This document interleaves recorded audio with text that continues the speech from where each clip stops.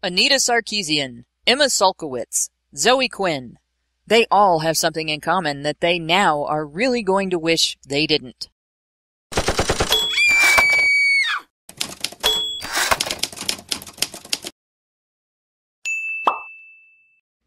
Columbia University recently settled a lawsuit filed in 2015 by student Paul Nungesser following a 3-year ordeal in which another student, Emma Sulkowicz, falsely accused him of sexual assault in 2012.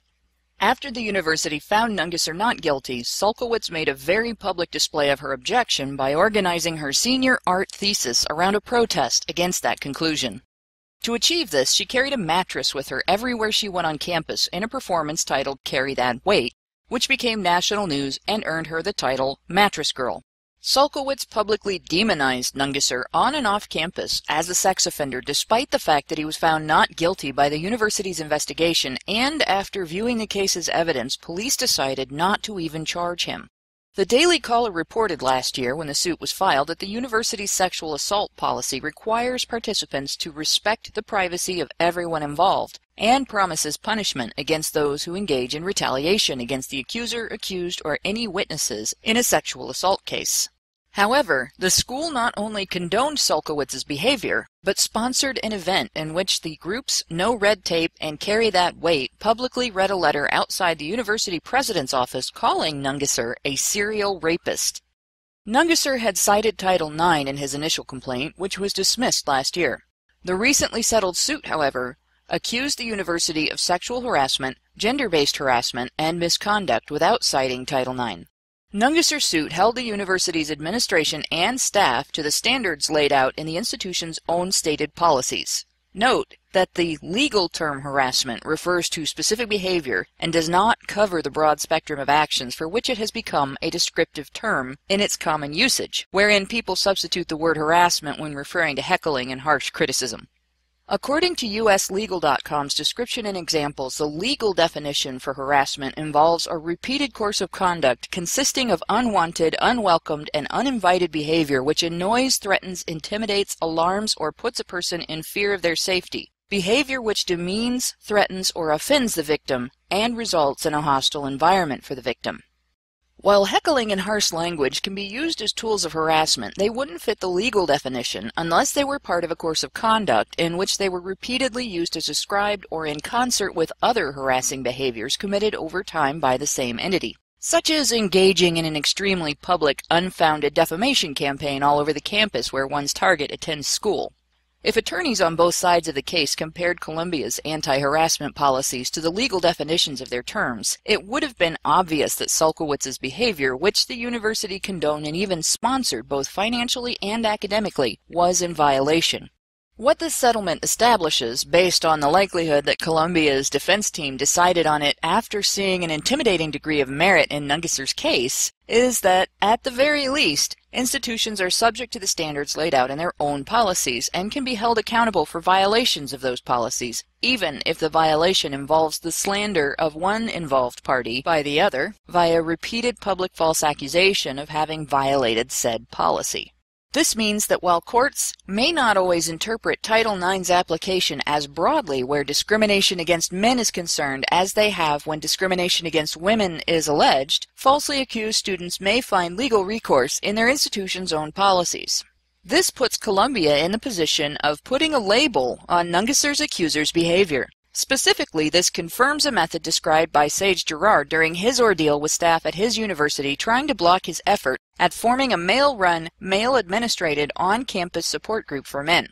The use of false accusations as a form of harassment. This is a behavior we have seen in other instances, not just in the numerous examples of young men falsely accused under university campus sexual misconduct and harassment policies, but in other areas as well. It's the thought-terminating cliché used by opponents of the Gamergate consumer revolt to dismiss complaints regarding business and media ethics in the games industry. It is a lie Zoe Quinn used as an excuse to target her ex-boyfriend with a frivolous restraining order and domestic violence accusations. It has been used by women's interest groups like Women Action Media to pressure social networking and other communications websites to censor users' speech to suit feminist sensibilities. It is, beneath all of the excuses used to justify the action, the method that was used to get the Honey Badger Brigade expelled from the Calgary Expo. It gets used under current domestic violence law as leverage in custody and property disputes during divorce, and in the workplace under corporate harassment policy intended to protect companies from lawsuits brought by offended women. It is what Anita Sarkeesian did to Sargon of Akkad at VidCon when she used such unfounded allegations to excuse pointing out the quietly seated YouTube personality to the rest of an audience that was not particularly friendly toward his perspective, and labeled him a harasser and a garbage human.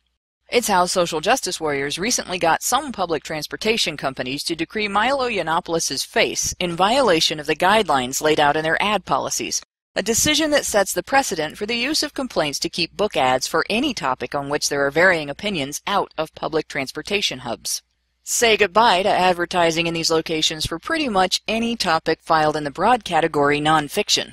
While vexatious litigation and malicious prosecution suits have been available to handle the issue of this behavior occurring in a courtroom setting, there has been little recourse against the use of false accusations as a tool of harassment outside that system. Columbia's settlement shows that when accusations are used in a similar manner in an institutional setting in the public sector, the target's best bet may be to look at the institution's own policy for remedy. Paul's remaining time at Columbia became very difficult for him and not what Columbia would want any of its students to experience. Oh, thank you. Yes, and we have no idea why that happened. Oh, yeah, my goodness. I know. It's, it's like, I mean, I've been dealing with this for, long enough that and I see these cases, right? And some of them are just completely baseless and unsubstantiated. I mean, like, the Gian Gomeshi case, you can argue that maybe he did it, but clearly these three women were insane and had a vendetta against him and were looking to destroy him, right? They were looking to use the criminal courts as their tool of abuse, right, and harassment. The Greg Allen Elliott in Canada, 3 years of his life gone, right? Unable to work, remortgaged his house, freaking had his kids paying his bills for him, his adult sons, cashed in his entire pension and retirement savings, right, in order to pay the legal fees that still weren't completely paid up. His lawyer had kindly deferred $50,000 worth of legal bills, right, by the end of the trial, to be paid later. So, I mean, like, this was a major fucking imposition on this man's life, all based on, he said that one of us had a big butt on Twitter and disagreed with our politics, right? And it's just like, I'm looking at this, and it really is difficult to, and I make this is how is it that a bunch of freaking grade 9 and 10 students in a classroom, when I stand in front of them, right, and I say, okay, let's say in my nephew's class, let's say, I'm David's girlfriend and I'm really mad at him, right? Okay. Now let's say you were David's friend and you were really mad at him and you went and you beat him up and you cuffed him, you taped his wrist together and you threw him in a tool shed for 3 days. And, you'd be guilty of all kinds of crimes, right? Okay. Now, if I'm David's girlfriend and I'm really mad at him and I want to make him sorry, right? What am I going to do? And they kind of looked and I said, well, I'll just dial 911 and say he's been beating me. And then some cops will come and rough him up and slap some cuffs on his wrists and throw him in a cell for 3 days and he'll really be sorry, right? And I'm not guilty of any of those acts. All I'm guilty of is lying to police, right? Mm-hmm. And I have just used the police as my own personal thugs. I've used them as my personal mafia. Right? Yeah, and exactly. It's ridiculous. And they can understand that. They could, these teenagers can understand that, but somehow our justice system is incapable of wrapping their heads around that.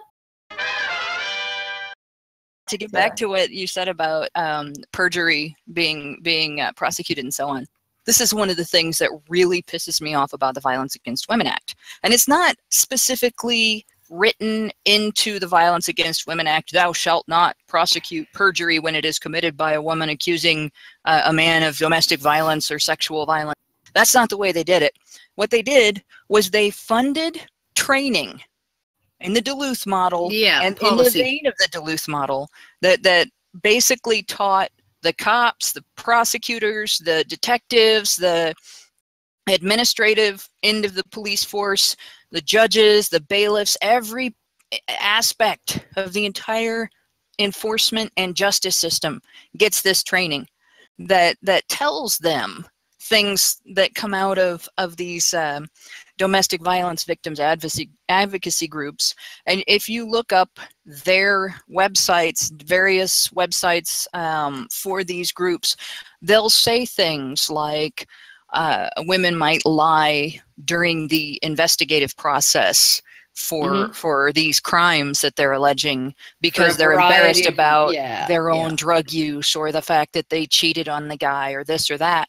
And it's discouraged for them to be treated, for those lies to be treated equally to other lies in court.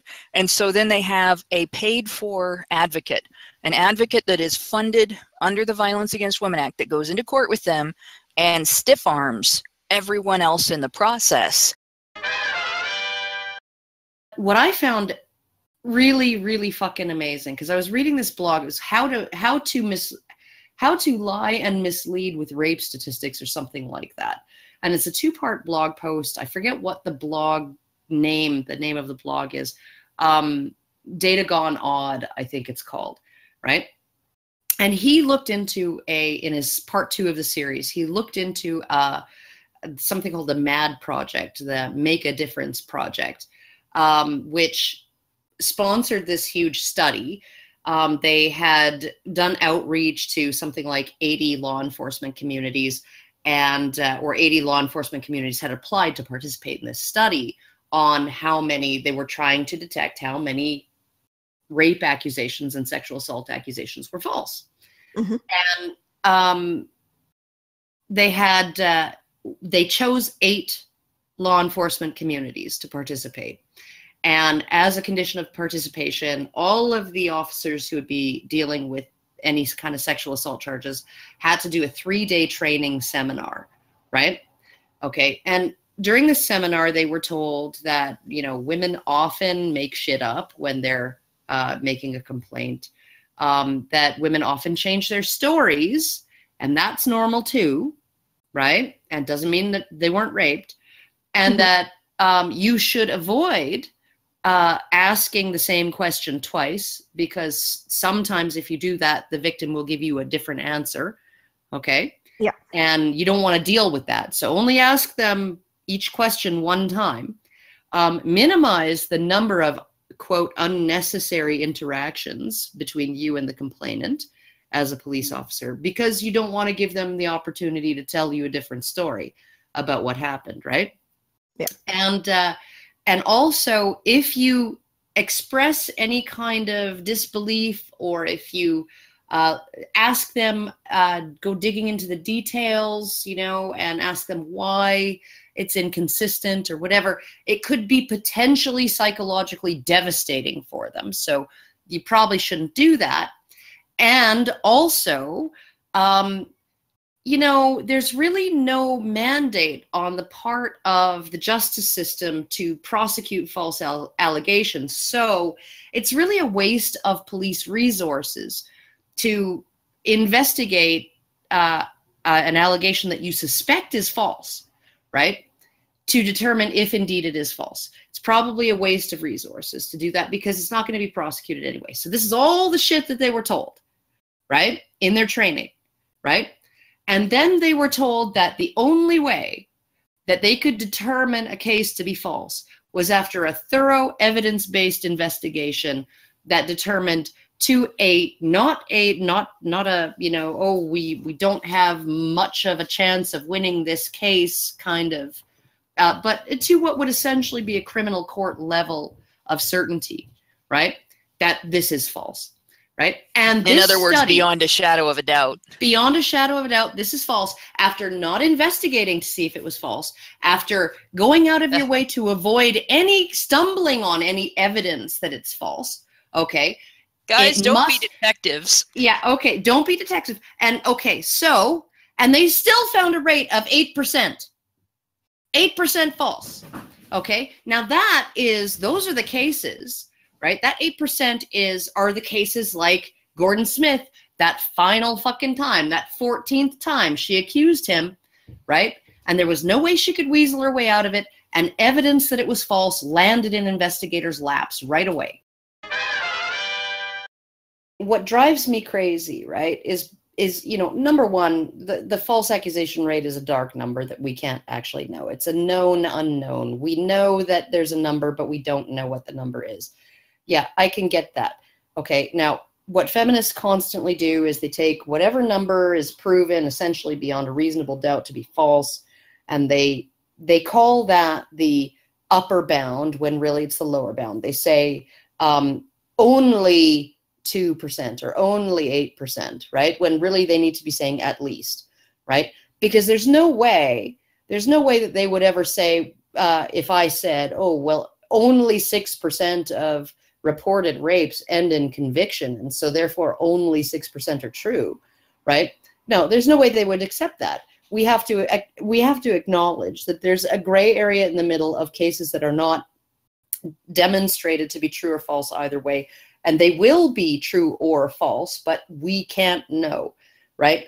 But what drives me crazy is this idea of them just putting the poo-poo on every estimate, every type of study that tries to actually estimate this dark number and say, okay, well, what are we gonna, can we say roughly, maybe between 15 and 40%, or between 8 and 65%, right?